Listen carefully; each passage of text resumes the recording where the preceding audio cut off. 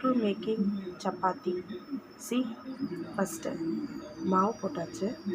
மாவு போட்டதுக்கப்புறம் இதில் கொஞ்சோண்டு சுகர் போட்டால் ஸ்வீட் ஆகும்னு நினைக்க வேண்டாம். சுகர் போட்டால் ஸ்வீட்லாம் ஆகாது. சப்பாத்தி கலர் உங்களுக்கு நல்லாயிருக்கும், சப்பாத்தி சாஃப்ட்னஸ் கொடுக்கும். அப்புறம் கொஞ்சோண்டு சால்ட் அதிகமாக போட வேண்டாம், சால்ட் கொஞ்சமாக.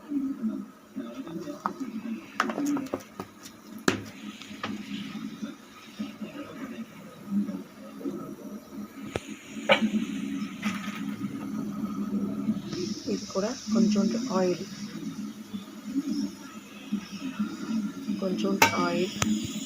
போட்டு அதை நம்ம கையை நல்லா வாஷ் பண்ணிக்கோங்க. கையை நல்லா இப்படி நீங்கள் குலாப் ஜாமுன் இருக்கு இல்லையா, குலோப் ஜாமுக்கு மாவை கலக்கிற மாதிரி கொஞ்சம் மெதுவாக மாவை இப்படியே தான் நீங்கள் மிக்ஸ் பண்ணணும்.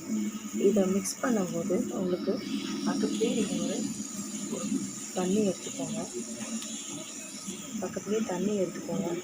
தண்ணி அதுக்கு தேவையான தண்ணியை கொஞ்சம் கொஞ்சமாக ஊற்றிட்டு அதை இப்படியே மிக்ஸ் பண்ணுங்கள். இந்த மாதிரி மிக்ஸ் பண்ணுறதுனால சப்பாத்தி சாஃப்டாக வரும்.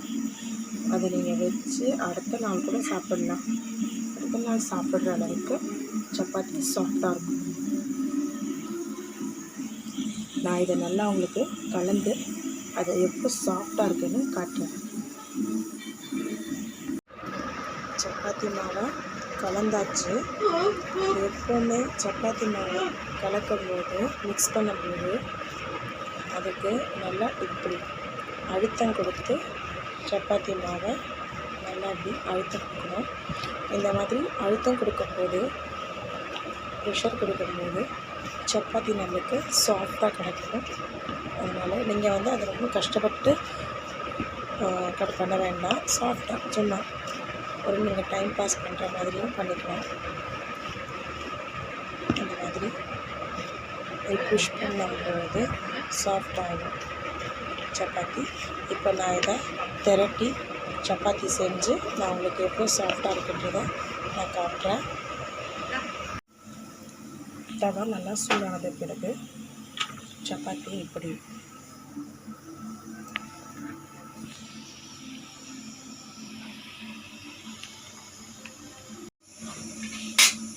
சப்பாத்தியில் பபிள்ஸ் வந்துருச்சு பார்த்தீங்களா. இந்த நேரத்தில் இந்த சப்பாத்தியை இப்படி திருப்பி போடணும். அப்போ கொஞ்சம் இந்த ரெட் லைட் இருக்கும். மறுபடியும் நீங்கள் உடனே இதில் எண்ணெய் போடக்கூடாது. ஏன்னா அந்த கரண்டியை வச்சு இப்படி கொஞ்சம் திருப்பி எடுத்துட்டோம்னா சப்பாத்தி உங்களுக்கு அழகாக வரும்.